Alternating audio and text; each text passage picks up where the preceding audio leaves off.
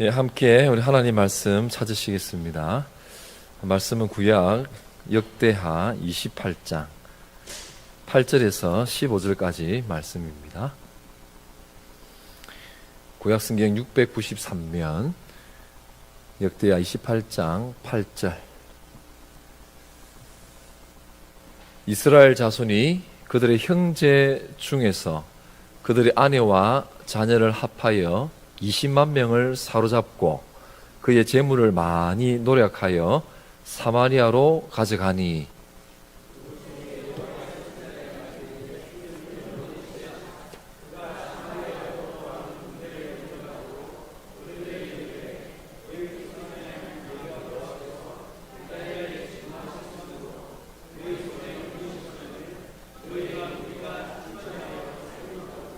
이제 너희가 또 유다와 예루살렘 백성들을 압제하여 노예로 삼고자 생각하는도다.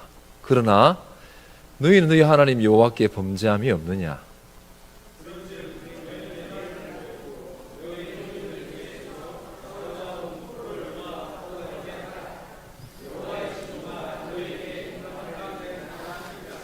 에브라임 자손의 우두머리 몇 사람 곧 요하난의 아들 아사랴와 무실레못의 아들 베레갸와 살룸의 아들 여히스기야와 하들레의 아들 아마샤가 일어나서 전장에서 돌아오는 자들을 막으며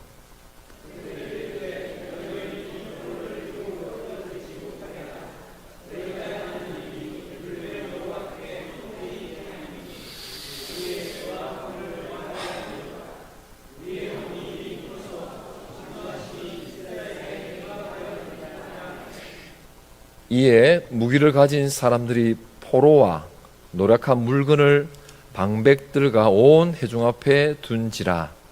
이에 이름이 기록된 자들이 일어나서 포로를 막고 온 것 중에서 옷을 가져다가 벗은 자들에게 입히며 신을 신기며 먹이고 마시게 하며 기름을 바르고 그 약한 자들은 모두 나귀에 태워 데리고 종려나무성 여리고에 이르러 그의 형제에게 돌려준 후에 사마리아로 돌아갔더라. 아멘. 한 나라가 멸망할 때에 공통적으로 나타나는 현상들이 있는데요. 세 가지만 말씀드려보면 이렇습니다. 첫 번째로는요, 도덕적 붕괴가 있다고 합니다. 두 번째는 사회의 불평등이 만연한다고 합니다. 그리고 세 번째는 지도력이 상실된다고 합니다. 희한하게도 놀라운 것은 시대는 달라도 이 패턴들은 계속 반복이 된다고 합니다. 오늘 본문과 관련해서 그 모습을 하나 찾아보면요, 나라가 멸망하기 전에 어떤 모습이 있었느냐, 여러분 한번 같이 우리 머릿속에 있는 성경 지식을 좀 동원해 오기를 원하는데요. 여러분, 예레미야서에 보면 예루살렘이 멸망하기 전에, 장로님 제가 크게 하겠습니다. 제가 목소리 크게 하겠습니다. 배에 힘 딱 주고 크게 하겠습니다. 예루살렘이 멸망하기 전에 어떤 모습이 있었냐면요, 예루살렘 성이 바벨론에 의해서 포위됩니다. 그랬더니요, 이 방백들이, 귀족들이 자기 동족 유다 사람들을 노예로, 종으로 데리고 있었는데, 바벨론 군사들이 포위하니까 마음이 얼마나 급했던지 하나님한테 이렇게 살짝 제스처를 취합니다. 뭐였냐면, 우리 동족 중에 노예된 형제들을 놓아 풀어주는 것이었습니다. 그랬는데요, 사람이 얼마나 악한지 모릅니다. 그랬더니 하나님께서 그것을 보고, 저를 보십시오. 그것을 보고 바벨론이 물러가도록 하나님께서 해주셨어요. 어떻게 그래 됐냐면, 애굽의 군대가 올라오므로 바벨론이 겁을 먹고 잠시 물러가 줍니다. 그 바람에 예루살렘 성은 또 한숨 돌리게 된 것이죠. 그렇게 해서 돌아가고 나니까 어떻게 했을까요? 유다 방백들이요. 놓아준 동족 포로들을 다시금 강제로 힘으로 다 데려 끄집고 오는 것입니다. 이 장면을 보고 하나님이요. 이런 표현을 별로 안 쓰는 것이 좋은데 하나님께서 여기가 열리신 거예요. 네. 그래 어떻게 했냐면요. 너희들이 내 앞에서 여러분 이스라엘 백성들은 언약 맺을 때 어떻게 합니까? 일단 쪼개고 보죠. 양이 되든지 소가 되었든지 간에 쪼개고 어떻게 합니까? 이게 두 개로 나눠진 사이를 같이 걷잖아요. 그 약속을 했단 말이에요.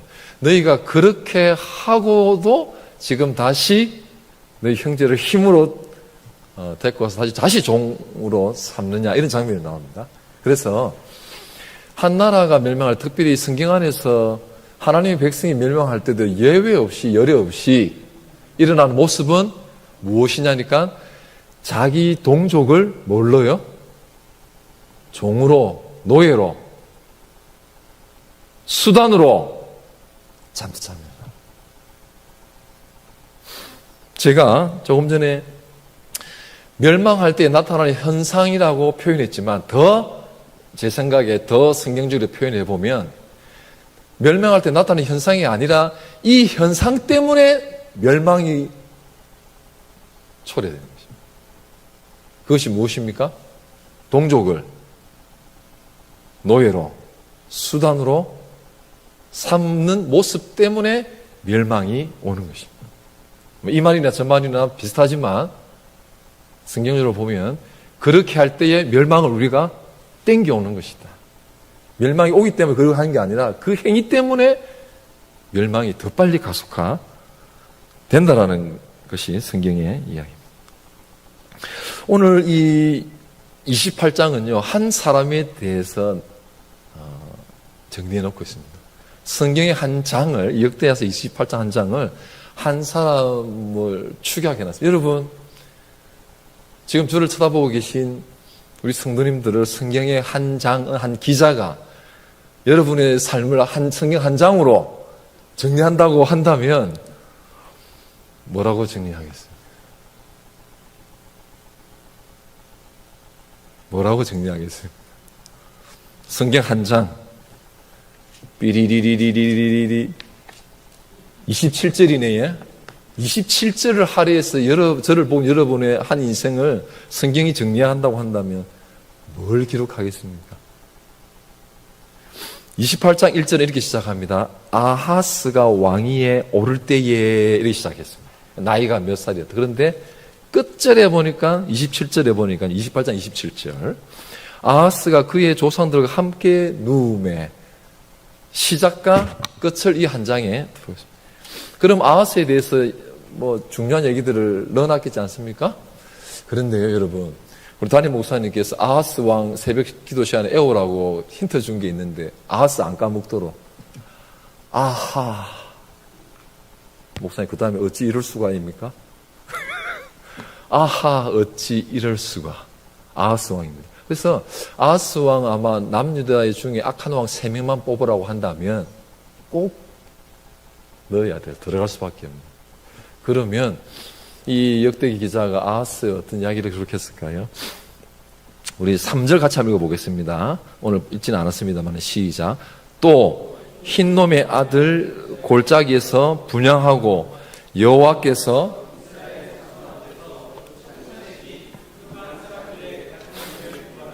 그의 자녀를 불사르고 거기까지 하겠습니다. 그의 자녀를 불사르고 언젠가 설명해 기억이 납니다만은요. 자녀를 불사를 때 이 몰렉이라는 신은요. 청동으로 만든 큰 인형이라 보시면 됩니다. 큰 인형, 우상이죠. 큰 인형, 청동. 그 밑에 청동의 이 몰렉이라는 신은요. 보면 기분 나쁘게 생겼는데 손바닥을 이렇게 하고 있습니다. 경사가 이렇게 되어 있는 것입니다. 이렇게 되면 안 됩니다. 이렇게 경사가 되어 있습니다. 그래서 이 로봇 같은 이 우상 이 밑에 불을 막 지펴요. 뜨거운 불을. 그럼 청동이 어떻게 될까요? 막 열이 벌게 달아오르겠죠. 이 손바닥 위에 뭐 사다리를 해서 어떻게 하는지 모르겠지만은 자기의 자녀를 이 손바닥 위에 얹습니다. 벌게 달아오는 이러면 애가 어떻게 했을까요? 서 있을 수 있겠습니까? 춤을 추듯이 일하다가 그냥 경사가 지니까 이 몸 쪽으로 떼굴떼굴 굴다가 결국은 이 우상이 몸 안으로 떨어지는데 그 안에 뭐가 있을까요? 불이 그냥. 멀리서 보면 좋아서 춤추는 것처럼 느껴진다는. 근데 울분이던 소리가 들리지 않게 하기 위해서 음악을 세게 해가지고 애가 기겁하는 게 아니라 춤을 추는 것처럼 착각하게 만든. 이런 거 지시를 해도 되겠지요. 이런 짓을 한 사람이 다른 나라 왕이 아니고 하나님의 백성이라고 하는 남유다 아하스 왕이 하는 거예요. 하나님 이쯤 되니까 어떻게 하셨을까요? 붙이시는 거죠. 몽둥이를 쓰시는 거예요. 그래서 아람 군대도 보내시고 오늘 본문과 관련돼서는 북이스라엘을 손에 붙이셨습니다. 오늘 본문이 바로 그런 이야기인 것이죠.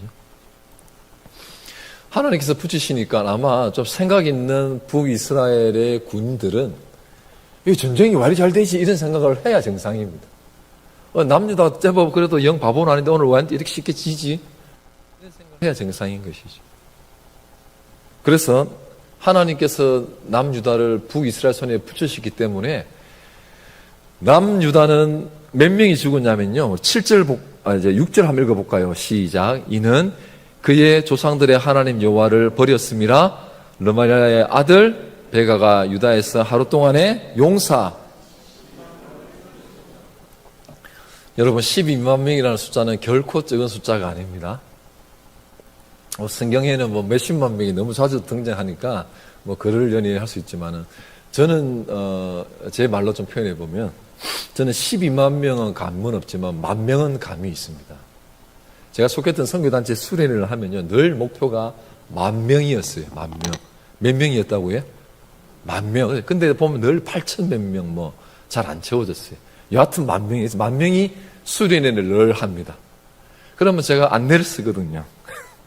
수련회 마치고 조심해서 가라고 이 사람들 다 그 리조트 안에 다 집어넣는데 30분은 더 걸렸나? 10,000명이 다 빠져나가려고 그러면요 제법 오랫동안 일하고 있어야 돼요. 10,000명이 결코 적은 숫자가 아닙니다. 그래서 넓은 언덕 같은 그런 이제 막 집회장에 야간 야외에 있으면요 제법 이렇게 그 숫자의 12배면요 굉장한 숫자입니다. 영도가 10만 명이 안 되는 걸로 알고 있는데 그만큼 숫자죠. 붙이셨습니다. 죽었어요. 자, 그런데 그 다음에는 포로로 끌려온 숫자는 몇 명일까요? 우리 8절 읽어보겠습니다. 시작. 이스라엘 자손이 그들의 형제 중에서 그들의 아내와 자녀를 합하여 20만 명을 사로잡고 그들의 재물을 많이 노력하여 사마리아로 가져가네. 여러분, 전쟁에 승리해서 돌아오면은 어떤 분위기이죠? 승리의 기쁨이죠. 그렇죠? 네, 북이스라엘 입장에서 사마리아로 막 들어오고 있는데 승리의 기쁨이 가득 찬 것입니다. 네, 우리 아들들을 군대에 보내가지고 갔는데 안 죽고 승리 쏘면은 기뻐하지 않겠습니까? 그렇죠? 근데 단 하나 찝찝한 것은 있습니다. 무엇입니까? 남유다가 형제 나라라는 것이겠습니다. 그럼 우리 성도님들께서는 이렇게 형제 나라라는 찝찝함이 있음에도 불구하고 내 자식이 전쟁에서 이기면은 어떻게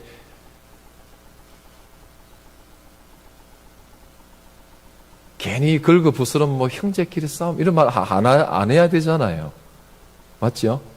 승리했으니까 그걸로 노량물로 인하여 기뻐하고 그러지 않습니까? 그럴 만합니다. 그러면 안 되지만 충분히 그럴 만합니다. 지금 이 이스라엘 군대는 아마 좀 약간 좀 시적으로 좀 회화적으로 표현해 보면 그들의 허리에 찬 칼은 아직까지 뭐가 묻었을 것 같습니까? 피가. 그리고 칼은요 뜨겁지요. 영 시적으로 좀 안 통하네요. 좀 이렇게 칼은 여전히 지금 뜨거운 상태, 그렇죠? 사람 그래 죽이고 왔는데.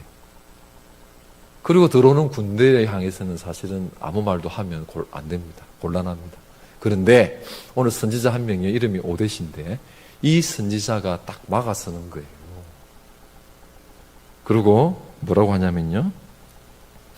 그래, 하나님께서 유다에 진노하셔서 그들을 너희 손에 넘기셨다. 그건 맞다. 그런데 너희는 돌을 넘어 살육의 피맛에 흠뻑 취했구나.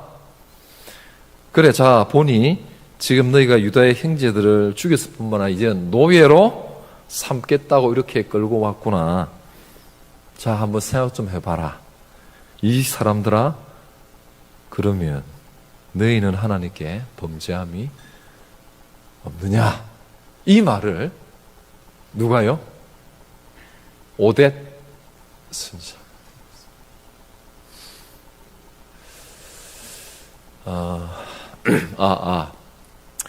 이 오뎃 선지자의 원래 이름은 어디였습니다. 어디. 오뎃 선지자 이름의 뜻은요, 원래대로 회복하다라는 뜻을 갖고 있어요. 그리고 또 아니면 부흥이라는 뜻을 갖고 있습니다. 오뎃 선지자가. 근데 원래 이름은 뭐였다고요? 어디. 근데 이게 시간이 지나면서 어대. 그 다음에 오대. 오대 지금 전쟁이 있다고 형제들을 포로 삼아 지금 들어오는 오대 이래가지고 오대수로 바뀐 것으로. 예, 안 있으신 분은 좀 굉장히 좀 저와 힘든 거 아니에요. 돌아가서 서목사가 성경이 없는 이야기 하더라. 알고 보니 이단이더라. 이러시면 안 됩니다. 예. 회복하다. 원래대로 회복하다. 부흥. 여러분, 바른 소리 한다는 것은 결코 쉬운 것이 아닙니다. 그런데요, 이 오뎃 선지자야말로 선지자 역할을 정확하게 한 사람으로 볼 수 있습니다. 이 사람이 막아서가지고 뭐 떡 하나 얻어먹을 수 있겠습니까? 그러나 하나님의 그 소리를 들었든지, 예, 허리 그 칼에 아직까지 피가 묻어 있을 그 칼을 드는 군인들을 향해서 막아서서 노 이렇게 하는 것이죠. 근데 너무 감사한 것은 지도자 4명도 동의를 해준 것입니다. 아마 지도자들마저도 시큰둥하고 있었으면요, 분위기 험하게 오대 남아 어찌될지 모르겠을 것 같아요. 근데 중요한 자리에 있던 지도자들이 그 오뎃의 그 말에 맞다. 우리는 하나님 앞에 범죄함이 없겠나 하면서 오뎃 선지자가 했던 말을 거의 똑같이 이렇게 군대들 앞에서 했고, 너무 감사하게 이 군인들은 자기들이 노력해온 것들을요, 회중 앞에 쭉 이렇게 펼쳐놓고 내 것이 아니라는 그런 그런 모습으로 하게 되는 것이죠. 여러분, 오뎃 선지자가 한 말 중에요, 우리 10절 같이 한번 읽어보겠습니다. 시작. 이제 너희가 또 유다와 예루살렘 백성들을 압제하여 노예로 삼고자 생각하는도다. 그러나 너희는 너희의 하나님 여호와께 범죄함이 없느냐. 예. 그 다음 11절도 있습니다. 시작. 그런즉 너희는 내 말을 듣고 너희의 형제들 중에서 사로잡아 온 포를 놓아 돌아가게 하라. 여호와의 진노가 너희에게 임박하였느냐. 임박이 뭡니까? 바로 요 코앞에 왔다 이런 뜻이죠. 이 말이요, 그 선지자니까 그냥 겁주려고 너 이거 너 순종 안 하면 진짜 너 임박했으니까 끝난다 이런 게 아니에요. 실제로 여러분, 새벽기도 오신 분들은 목사님 성경 다 들어서 아시겠지만 북이스라엘이 멸망했지 않습니까? 남유다의 어느 왕 때 멸망한지 아십니까?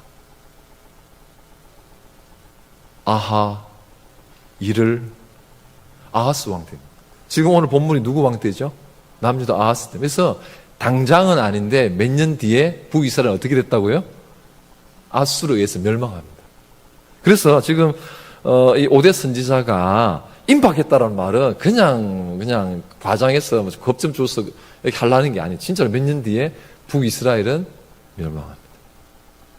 그래서 오뎃 선지자는 정확하게 보고, 지금 남유다 아하스 왕이 이상한 몰렉 신한테 너가 불타 이게 끔찍한 거 하는 것 때문에 하나님이 지금 잠시 너희 손에 붙인 건데 너희도 똑같다. 임박한 거 똑같다.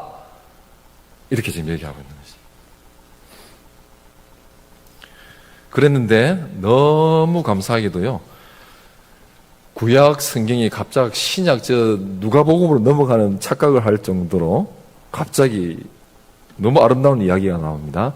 우리 15절 같이 읽을까요? 시작.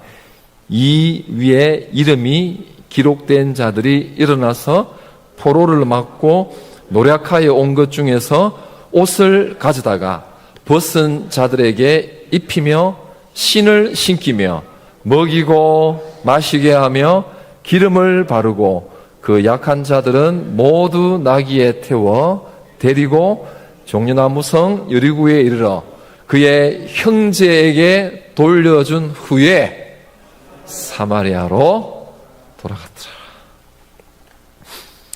갑자기 구약 성경에 선한 사마리아가 튀어나와. 재미없었습니까?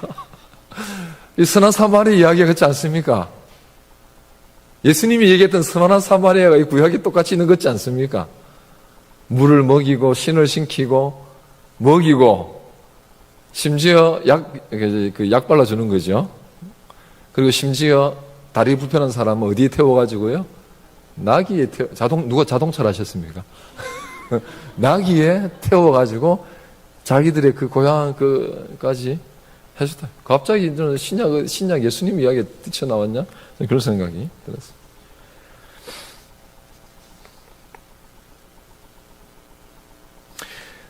부의 양극화가 심해지면 사회는 불안정해진다는 것을 우리가 밝히 알고 있는 바입니다.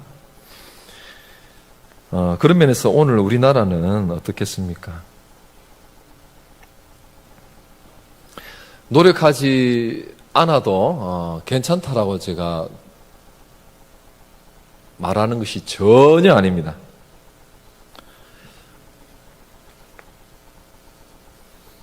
좁혀서 한국의 모습에서 좀 좁혀서 한국 교회의 모습으로 좁혀보면요, 동족을 향하여 형제가 아니라 자신의 삶을 편하게 하는 수단으로, 도구로 사용하려고 들 때에 동일하게 오늘 본문처럼 하나님께서 하나님의 진노가, 심판이 우리에게도 임박할 것이라고 감히 말할 수밖에 없습니다. 목회자가 성도를 수단으로 생각하거나 성도가 목회자를 수단으로 생각하거나 성도가 성도 간의 수단으로 여기거나 목회자가 또 다른 목회자를 단지 도구로 수단으로 여긴다면 하나님의 진노는 멀지 않을 것이라고 밖에 말할 수 없습니다. 한 나라가 멸망할 때에 나타나는 대표적인 표현이 뭐라고요? 자기의 동족을 노예로 삼는 것이다. 그러고 보면 제가 제 표현이 좀 과하면 용서해 주십시오. 지금 우리 한국교회는 저출산 때문에 걱정하고 있고 한국교회도 저출산 때문에 교육부서가 더 줄어든다고 다 걱정하고 있습니다. 이제는 모두가 알게 된 사실이 되었습니다. 이건 맞는 말입니다.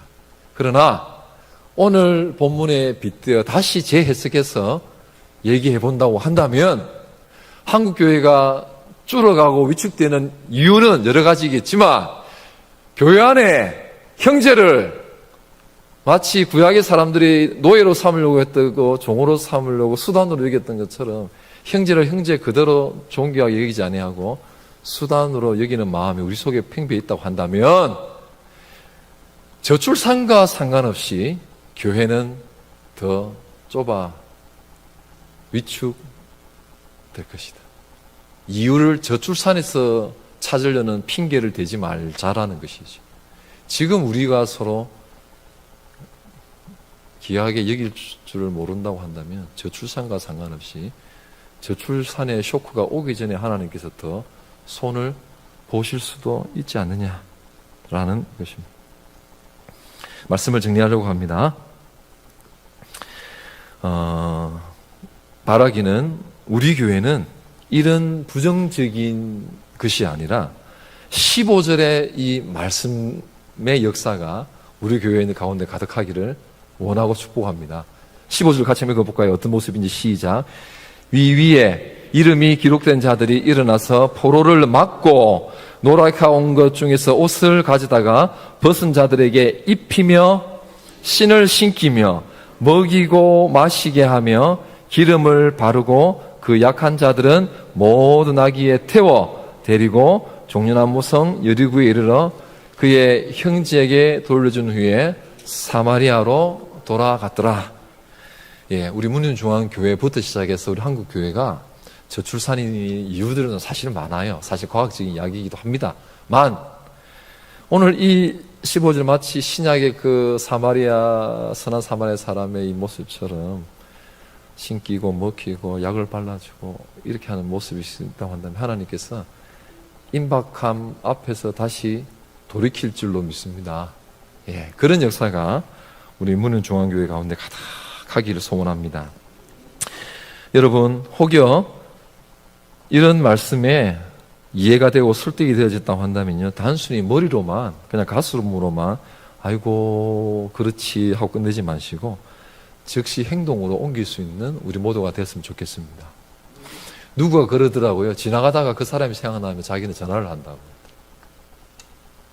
생각해보면 그때 전화 안 하면 전화 잘 안 돼. 생각이 나면, 내 마음에 감동이 오면 전화를 하든지 문자를 보내든지 행동으로 옮김으로 우리 교회가 더 풍성해질 줄로 믿습니다. 이건 립서비스는 아닌데요. 우리 문현중앙교회는 너무 자꾸 주보에 뭐 감사한 일이 올라와서 주보 준비하는 사람이 좀 피곤합니다. 네, 진짜. 농담을 했는데도 또 진지하게 치다 보니까 굉장히 힘드네요. 예, 여러분, 교육부서에게 우리 지금 제일 관심사는 사실은 교육부서인데 어느 교회하고 교육부서가 없으면 사실은 미래는 좀 희미해지잖아요. 교육부서에 한날 날 잡아가지고 교육 빡세게 시킨다고 교육부서가 변화되겠습니까? 평상시 때 교회 어른들이 하는 거 보고 결국은 다 따라하는 거 아니겠습니까? 교회 어른들이 기쁜 일이 있어서 나누고 떡을 떼고 무라 말아라 막 하는 걸 보면은 학생들이 다 보고 교회는 왜 이렇게 저렇게 서로 사랑을 나누는 건갑다 하고 따라하지 않겠습니까? 예, 저는 그렇게 될 줄 믿습니다. 갑자기 정신교육 비슷하게 아무리 강조한다고 했어요. 학생들이 따라가기는 버겁습니다. 평상시 때 모습이 더 중요할 거라고 믿습니다. 혹시 교회가 사회적 약자를 향해서도 단순히 동계산으로 지출이다 생각한다라는 것은요, 우리의 정체성을 돈 앞에서 포기하는 것입니다.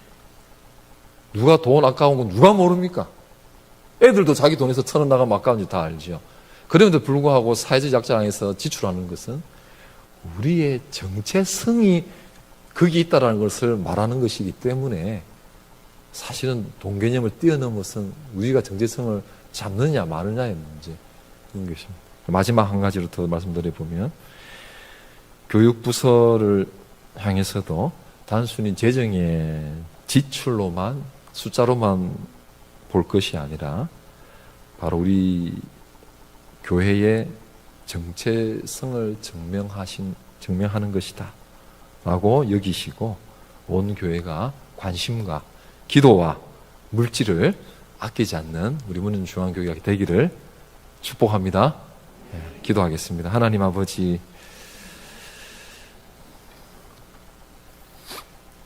동족을 향한 악행을 보고 오뎃 선지자가 분명 두려웠을 것임에도 불구하고 큰 소리 외쳐